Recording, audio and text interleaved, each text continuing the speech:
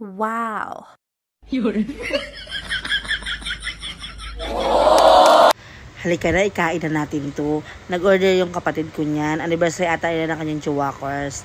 Kaya nag-celebrate siya. So kami naman, nakikain kayo, patay gutom kami. Bakit ba? Diba? Alam mo, sari-saring ano yun, ang tagal pa talaga buksan. Hindi naman kumuha ng gunting. Pwede naman kumuha kasi ng gunting. Tamad pa kumuha. Pahiwa-hiwa pa lang yan. Tamad na, ang tagal tuloy. Tapos, nag-celebrate siya dyan, o diba, na kahit siya nayayamot na sa pagmumukha, sa pagbubukas niya na yan ng ano, na kanyang, takam na kami ng pagkain niya na yan, nakakaasar. Ano yan eh, mga barbecue, Vitamax, tapos, then, sa ihaw-ihaw lahat yan, yung sa gilid-gilid na inihaw-ihaw, yan, gawin, in-order niya ate yan sa kasama niya sa trabaho. So, try namin kung masarap. Lahat yan tusok-tusok. Ewan ko ba sa kapatid ko na yan, basta nag-order lang siya ng mga ganyan. May na-orderan lang siya sa kaibigan niya yata. Ang sarap. Grabe, ang sarap niyon. Minsan lang din naman kami. Pero lagi kami, favorite namin yan. Pero minsan na kami kumain yan.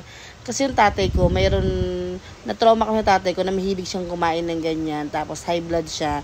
Tapos na-diagnose siya na may HEPA. Pero nung na-dead ball na siya, nalaman namin na mali pala yung pagtingin sa kanya sa hospital. Wala naman pala talaga siya.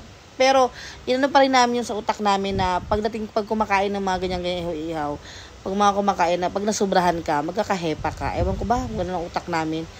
Thank you for watching. Ingat!